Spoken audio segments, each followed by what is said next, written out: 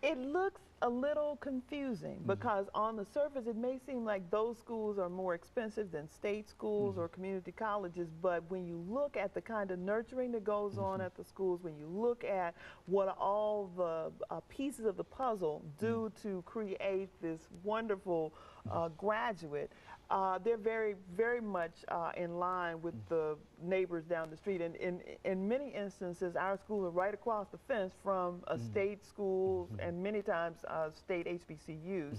And so they can hold their own. They really can, because we work to keep our tuition low. That's one of the things that the Black College Fund supports. They support honors programs, travel for their faculty to do research and conferences and things like that. So it's a real gift. And the thing that I love about it is that most of the funding is unrestricted. Many people want to give you money for a building that has their name on it, or they want to fund this or that or the other, but the money that comes from the United Methodist Church goes to the schools. And so today, if they need to fix the roofs, the funds are there. The funds are there, and we don't ask them any questions about, okay, so what did you do with that money today? It's a special gift. Now, they do have some special projects that they have to apply for, but for the most part, the money goes to the schools every month regularly, so that they can depend on that in their budget. Now, I don't think that if we didn't give them any money, they would all go out of business tomorrow, but I tell you what, it is such a gift, so that when we do help them, they're able to nurture the students, and the students they turn out are absolutely amazing. Was just at a Meharry function and looked at one of the Black College Fund ambassadors, and he was just so shiny. He was confident and well-trained, off to Baylor University to do residency, and so the students can compete with anybody, anywhere. They do very well in graduate school, and they're wonderful in every way. You know, I wanted you to say something specific about Meharry Medical College, because it's been there a long time, and you went on to talk about it as if I had already, and that's exactly what, and I think that it has left an impression on you, as if as the institution is really doing a lot of good and positive things. Is that what we say? Listen, they have research about what happens with seatbelt use, and Dr. Hildreth and his AIDS research is blessing the world, worldwide.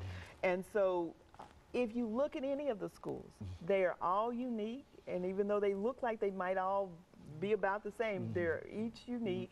At Claflin University, they have research on prostate cancer and miscarriages, and they're trying to solve so many of the world's problems today, and that's happening at our neighborhood HBCU, and that's the thing that is absolutely amazing. We give them capital funding so that they can keep their facilities up to date and attractive, so they can attract the best and the brightest students, because nobody really wants to go somewhere where they've not been doing good upkeep and things like that. So the money is a real gift, and certainly we need some more. Dr. Johnetta Cole made a point to me about 4 years ago, when she was still president at Bennett, that if we added the endowment of all the HBCUs together, we still wouldn't have as much money as a Harvard or even a Vanderbilt.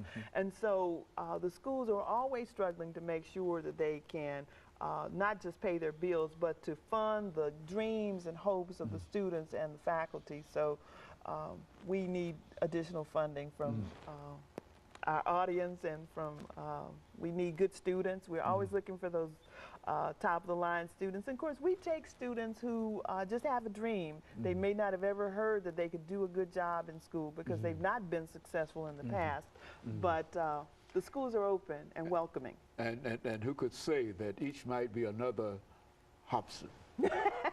In the real sense, you're from Clark, and I would listen. imagine that what you're talking about really is your own rise and your own ability to be able to move from one place to another with the support of such institutions. And so I think you're just you're an example of what the institutions are doing, and that's what we were trying to get across today. That these institutions still need some support. You see, and no matter what they're doing, they really need some support, and that they've got excellent institutions as well as excellent examples of what these institutions are doing.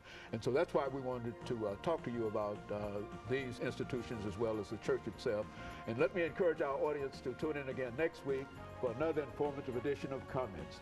Thank you and good morning.